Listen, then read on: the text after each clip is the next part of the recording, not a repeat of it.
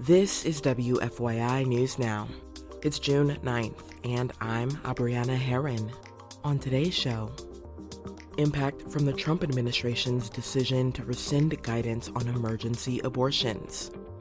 Why student journalists are being challenged at universities across the country.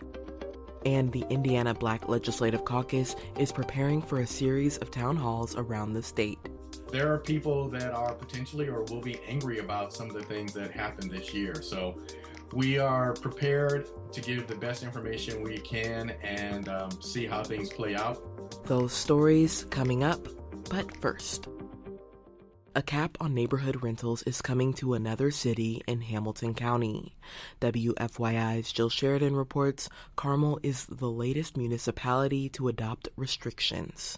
The move will cap the number of rentals by 10% and create a registry of owners. Fishers implemented a similar ordinance earlier this year. The measures are in response to the growth of out-of-state investors buying up housing stock to use as rentals. Carmel Councilor Anita Joshi says some neighborhoods have been hit harder than others. It's actually not going to solve the problem for them right immediately.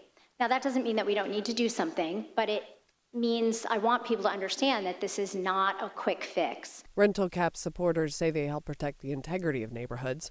Some against the proposals have expressed concern they will exclude people who want to live in specific neighborhoods. I'm Jill Sheridan. The Trump administration recently rescinded guidance directing hospitals to provide emergency abortions to women when they are necessary to stabilize their medical condition. WFYI's Ben Thorpe reports the guidance was especially impactful for states like Indiana and Kentucky, with total or near total abortion bans. The guidance was issued in 2022 by the Biden administration following the Supreme Court's decision to overturn Roe v. Wade.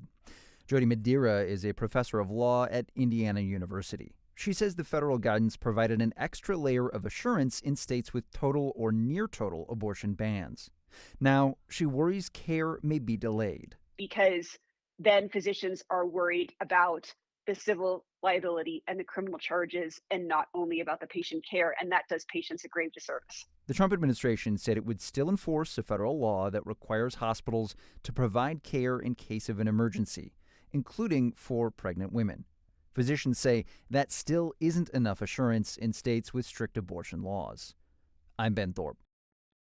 Student journalists are confronting challenges at universities across the country. WFYI's Zach Castle has more on how Purdue University gave a 2-day notice to the student newspaper that it would no longer help with distribution. The Purdue Exponent was founded in 1889. The student news organization is editorially and financially independent from Purdue, but the two have cooperated to distribute the paper since 1975. Purdue has not officially renewed the agreement since 2014, but the university has continued to assist. Recently, the university said that would end. It also revoked parking passes for the journalists and requested that the publication remove the word Purdue from its name. Reporter Quint Holguin says they were shocked. We're a group of 5 journalists this summer, and when we received that email, we were floored by it, honestly. The Exponent says the decision will stifle their ability to get news to the community. In a letter, Purdue cited its institutional neutrality policy. I'm Zach Castle. The Exponent says it will continue reporting despite the setbacks. And for our final story today, the Indiana Black Legislative Caucus will hold a series of town halls around the state over the next 4 months. Indiana Public Broadcasting's Brandon Smith reports the events are meant to help educate the public and gather feedback. Black Caucus Chair Earl Harris Jr. says the town halls are one of the best ways for lawmakers to connect with their constituents. We also help people with different issues that they have, maybe directing them to whichever organization, whichever government body that can provide their assistance. Harris says drastic cuts in the new state budget could change the tone of this year's town halls.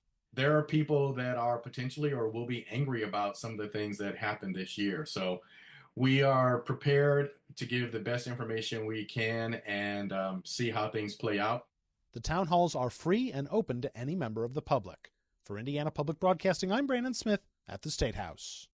The first Indiana Black Legislative Caucus town hall this year was on Saturday in Indianapolis.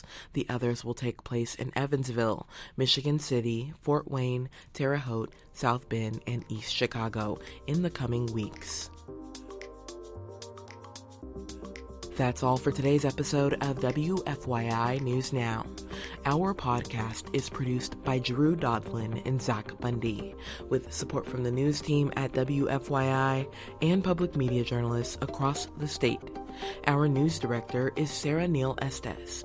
Kendall Antron produced our music, and I'm your host, Abriana Herron. If you like today's episode, remember to subscribe and share, and follow WFYI on Instagram, TikTok, Facebook, and YouTube to check in on our newsroom throughout the day. Thanks for listening. We'll be back tomorrow.